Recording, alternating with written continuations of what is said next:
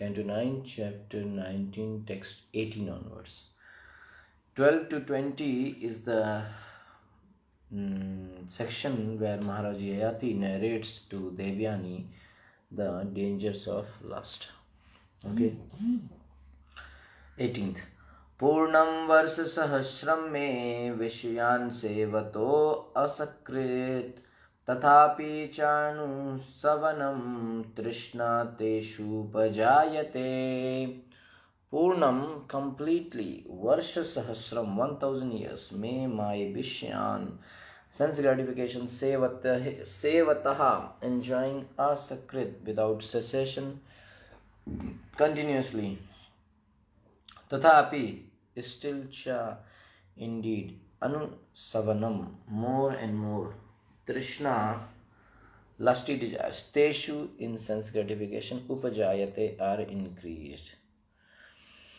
I have spent a full 100,000 years enjoying sense gratification, yet my desire to enjoy such pleasure increases daily. Okay. Asakrit Purnam Varsa Sahasrame, I have spent full 1000 years. Varsa Sahasram, that is 1000 years. How I spent that 1000 years? Vishyan Sevato, enjoying. Okay, Vishyan Sevato, enjoying the Vishayas. Tathapi Trishna Teshu, my desire to enjoy such pleasure, Anu Savanam Upajayate, increases daily, day by day, increasing. It's so material, that is the nature of lust. It's not like that if you satisfy once and then it will increase. No. The more you put butter in the fire, the more you are going to be in trouble, the more fire will increase. Okay. Maharaj Yayati is explaining in terms of his actual experience how strong are sexual desires even in old age. Okay, yesterday we saw that old age also is not the solution. One should not think that when he will become old, he will be okay. Because body will become old, but desires will remain fresh. Okay. So here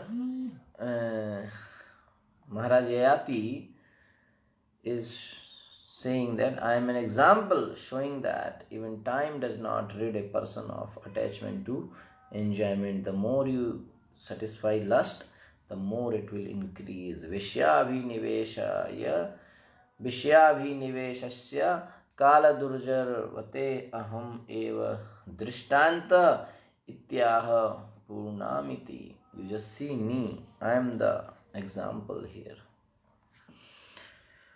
Okay, so then how should one become relieved of desire? So Maharaj Yati told so many dangers of lust. Okay, so what is the solution? Okay, so from 12 to till now, many verses he explained about the dangers of lust. Okay.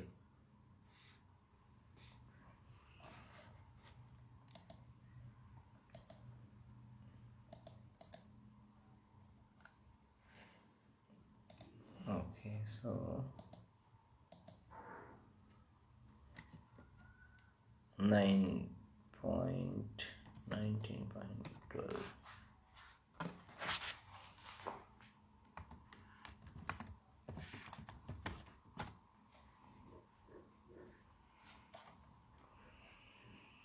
So we'll just again one more time we'll see what Maharaj Yayati said about lust, and then we will enter into the solution part. Okay.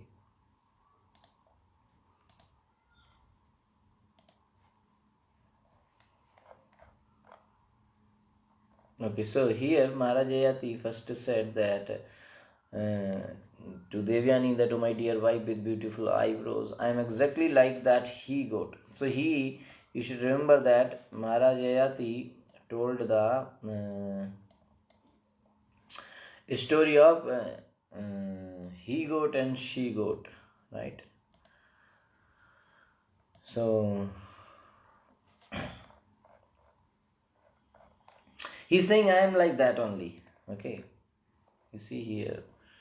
Tataham kripnam subru bhavatya premi yantrita atmanam navijanami mohit stava mayaya. I am that same. I am like that he goat who, and because like that he goat, I am also having poor intelligence, that I am captivated by your beauty. He goat got captivated by she goat beauty, and I got captivated in your beauty, and I have forgotten the real task of self-realization, the bhakti. Yak pratibhyam brihi yavam hiranyam pashva striya na doyanti mana priti pumsam kam hatasyate. A person who is lusty cannot satisfy his mind even if he has enough of everything in this world, including rice, barley, and other food grains, gold, animals, and women. Nothing can satisfy him. If he is lusty, you give him everything, still he will not satisfy. He need more. Na jatu kamaha kamanum upabhogen shamyati havisha krishna vartmeva bhuya eva vardate. As supplying butter to fire does not diminish the fire, but as supplying butter to fire does not diminish the fire, but instead increases it more and more, the endeavor to stop lusty desire by continual enjoyment can never be successful. So if you put butter in the ghee, it will never get diminished. Similarly, if you keep enjoying the lusty desires, if you keep satisfying them, you will never be satisfied. Okay, in fact, one must voluntarily cease from it till there. So one has to stop somewhere. Yada na kurte bhavam sarvabhuteshu amangalam samdrishtes tada pumsa sarva sukhmaya dishaha. When a man is non-envious and does not desire ill fortune for anyone, he is occupied. For such a person, all directions appear happy. So a person who does not desire, this is very important, a person who does not desire bad, okay, who does not hate even his enemy, for that person everything is happy, all the desires are happy. But for those who are too attached to material enjoyment, and sense gratification is very difficult to give up. Even when one is an invalid because of old age, if one is old, one cannot give up such desires for sense gratification. Even though he cannot do anything, the senses are very weak, but still the desires are there. Therefore, one who actually desires happiness must give up such unsatisfied desire, which are the cause of all tribulation. Ya dustyaja durmati bhir jiryato ya na jiryate tam trishnam dukh nivaham sharma kamo drutam tyajet mata swarstra duhitra va na vivikta sano bhavet Balavan Indriya Gramo Vidwam Samapi Karshati. Very important, he said that one should not allow oneself to sit on the same seat, even with one's own mother, sister, or daughter. For the senses are so strong that even though one is very advanced in knowledge, he may be attracted by sex. So one should not very closely sit with, forget about the other women, but even with the mother, sister, or daughter, one should not sit. Prabhupada wrote that it's not like generally people are attracted towards mother, sister, and daughter, but if they sit very closely, their mind can cheat. So one has to be careful.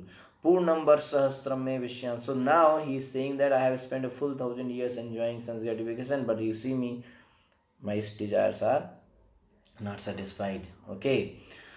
So therefore, now he is saying, okay. So this is the dangers of lust. So what is the solution? Then how should one become relieved of desire? So that is 19th shloka. He is saying, Tasmad, therefore, Tasmad etam aham tektva brahmani adhyaya manasam nirdvando nirhankaras charishyami mrigai saha.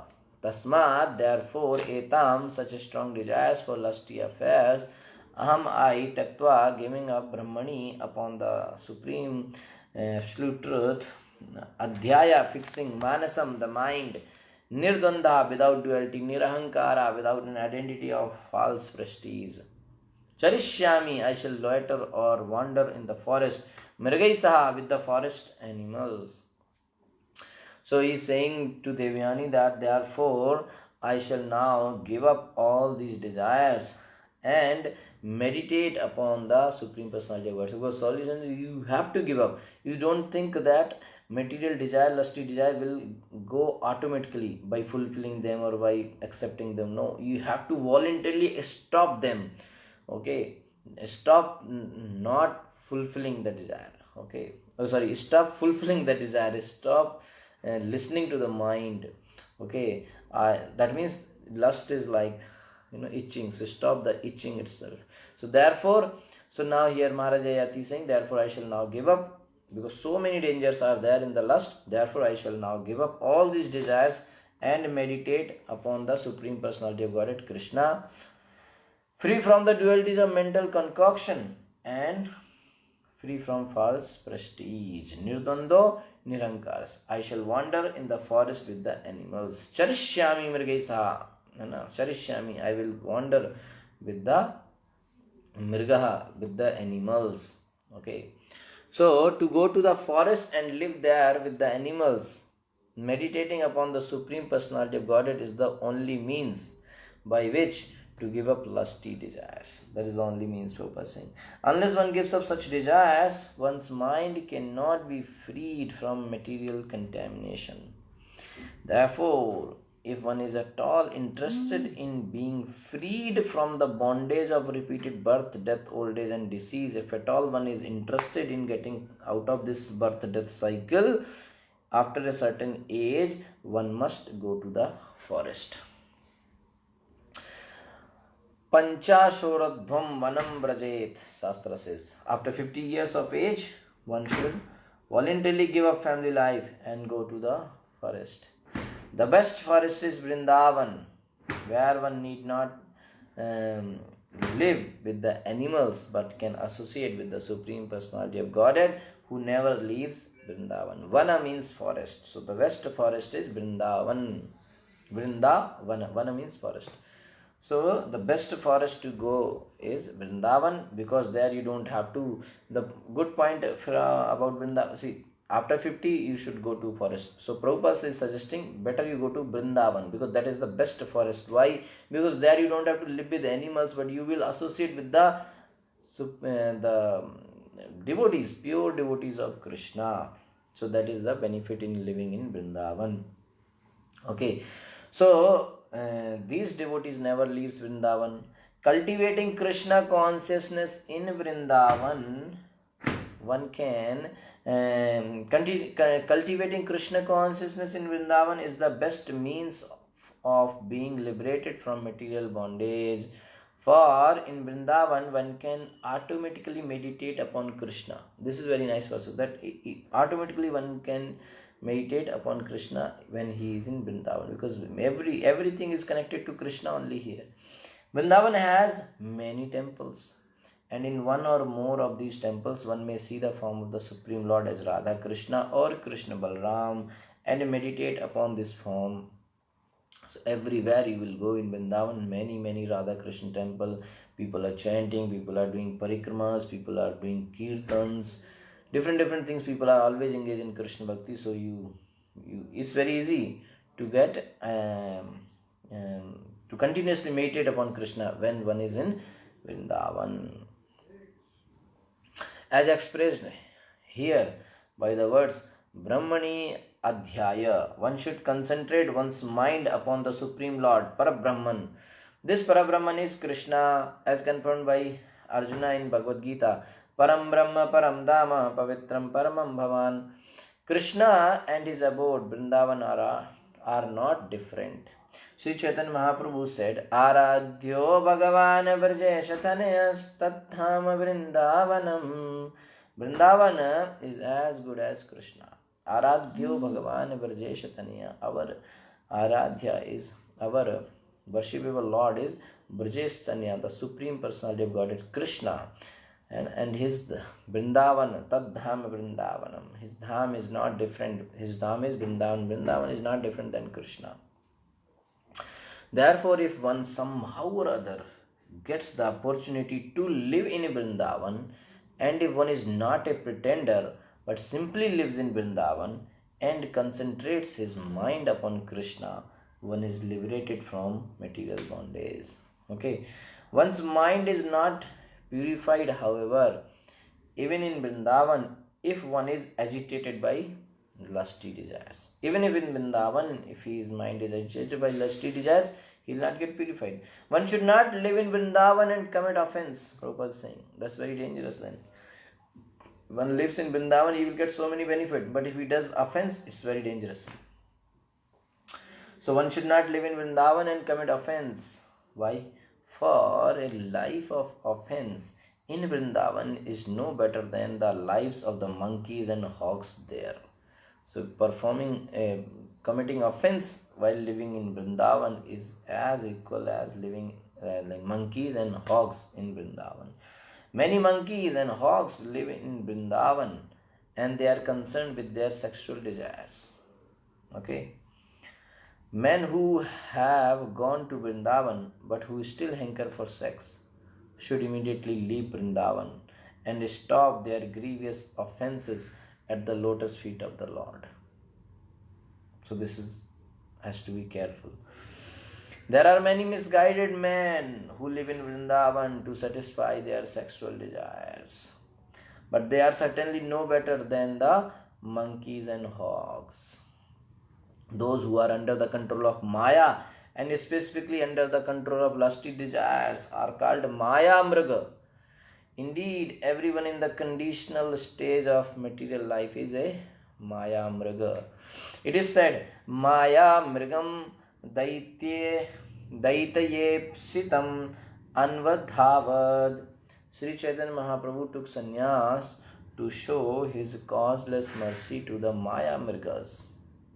Okay, the people of this material world who suffer because of lusty desires, Maya Mriga, they are suffering because of lusty desires. Their lusty desires are not fulfilling. So Mahaprabhu took sannyas to show his causeless mercy to the Maya Mrigas.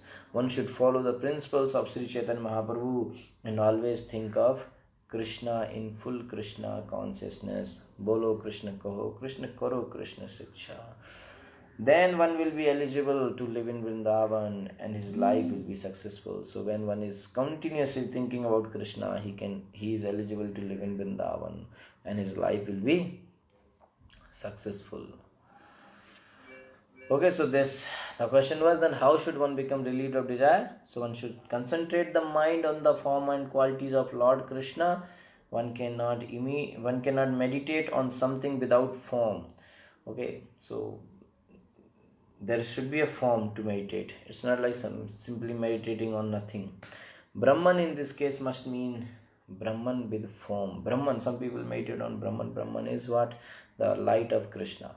So later it is said that Yayati achieved the Lord. Till this time I have been your play animal. He's telling to Devyani.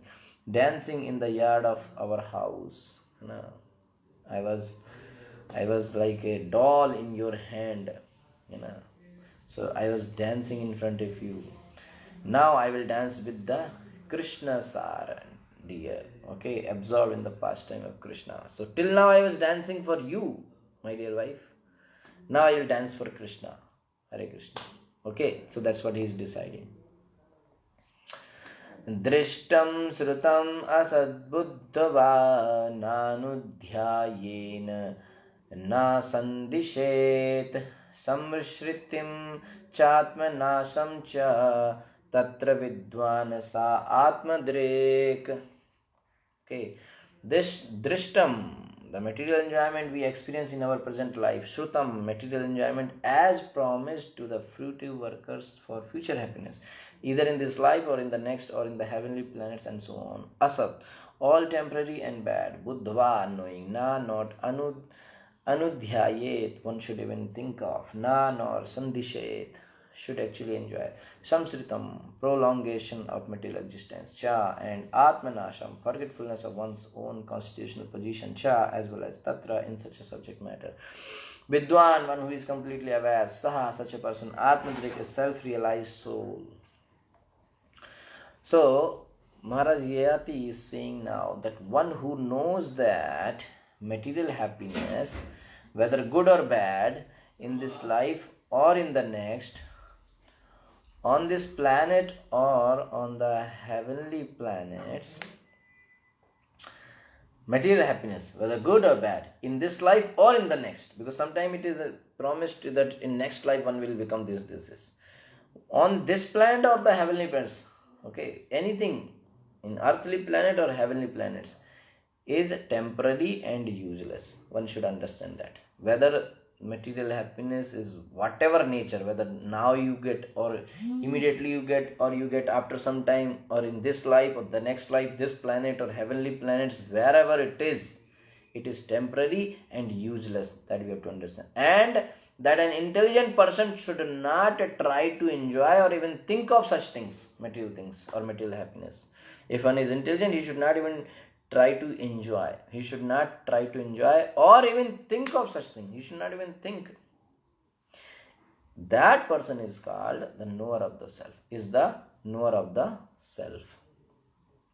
Such a self-realized person knows quite well that material happiness is the very cause of continued material existence. Material happiness is the cause of material existence and forgetfulness of one's own constitutional position. Okay, so Atmadrik, seeing the Supreme Lord, Atmadrik, Drishtam Sutam Asad Buddhva, thus having understood the temporary nature of material enjoyment, either seen or heard. Nanu dhyayena na sandishet. A person gives up that enjoyment and does not speak about it. He gives up the enjoyment and nanu adhyayen na sandishet, and he also does not speak about it. He knows, saha vidwan, he knows. What he knows? Tatra, that meditating on enjoyment or material enjoyment, samsritim cha atmanasham cha, means it will produce rebirth and destruction of spiritual consciousness. Atmanasham, it will destroy the spiritual consciousness, and samsritim, it will make me to take rebirth again and again in this material world. The living entity is a spiritual soul and the material body is his engagement. The living entity is engaged in this body. This is the beginning of spiritual understanding. First lesson of spirituality is this, that I am soul, I am engaged, I am captured in this material body. Deno yasmin yatha dehe kaumaram yavanam jara tatha dehantara prapte dhiras tatra namuhyati. So Bhagavad Gita, Krishna says in 2.13 that as the embodied soul continually passes in this body from boyhood to youth to old age, the soul similarly passes into another body at death. The self-realized soul is not bewildered by such a change. A person who is self-realized, he will not disturbed by this change of bodies. The real mission of human life is to get free from engagement in the material body. So this is the actual goal of human life, that one should try to get out of this material body or material existence itself and go back to the eternal abode of Krishna. Therefore Krishna descends to teach the conditioned soul about spiritual realization and how to become free from material bondage. Yada yada dharmasya glanirvoti bharata. Today only we read this verse. Yesterday we read this verse. The word dharmasya glani means pollution of one's existence. Okay, our existence is now polluted and it must be purified. Sattam suddhyet. The human life is meant for this purification, not for thinking of happiness in terms of the external body, which is the cause of material bondage. Okay, so human life is meant for what purpose? For purification. Okay, therefore in this verse Maharaja Yati advises that whatever material happiness we see and whatever is promised, whatever we see and whatever is promised for enjoyment is all merely flickering and temporary. Abrahma bhuvanan loka punaravartino arjuna. Even if one is promoted to Brahmaloka, if one is not freed from material bondage, one must return to this planet Earth and continue in the miserable condition of material existence. Bhutva bhutva praliyate. One should always keep this understanding in mind so as not to be allured by any kind of sense enjoyment in this life or in the next.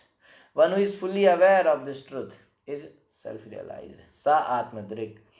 But aside from him, everyone suffers in the cycle of birth and death. Mrityu samsara vartvani. Anybody who is not following, okay, so that's why one should always understand this in their mind. They should have this understanding that they should not be allured by sense enjoyment. Okay. This understanding is one of true intelligence, and anything contrary to this is but a cause of unhappiness. Krishna Bhakta Nishkam Atyav Sant. Okay. So Krishna Bhakta is always peaceful. Only a Krishna conscious person who knows the aim and object of life is peaceful. All others, whether karmis, jnanis or yogis, are restless and cannot enjoy real peace. Okay, so anyone here, he knows it is possible to give up thinking of material enjoyment by contemplating the truth when one achieves maturity in meditation on Krishna, Supreme Lord. He who sees the Lord by meditation, thus understanding the tastelessness of material happiness. A person, so here it is mentioned that if it is possible to give up thinking of material enjoyment. How? By contemplating the truth when one achieves maturity in meditation on the Supreme Lord. Okay, so by contemplating on this, on Krishna. Okay, so he who sees the Lord by meditation, thus understanding that he understands that there is no taste in the material happiness, either seen or heard. Anyway, if you, one version of material happiness is seen, and one is promised that if you do this karma kanda, this thing, you will get again, okay, this happiness, that is promised happiness. So since it is improper, so then this person who is able to meditate upon Krishna, he does not constantly meditate on these objects of material happiness, okay, and does not enjoy those objects. He knows, he is Vidwana, he knows that meditating on material objects, tatra, these material objects will produce samsara, that means rebirth and destruction of spiritual consciousness, atmanasha. Okay, so one should not meditate on this, but one should be meditating upon Krishna. Okay, Hare Krishna. So next section is from 21 to 25. Yayati Maharaj retires and attains perfection. Okay, so 21 onwards we shall do tomorrow. Okay, Hare Krishna. Thank you so much. Prabhupada ki jai.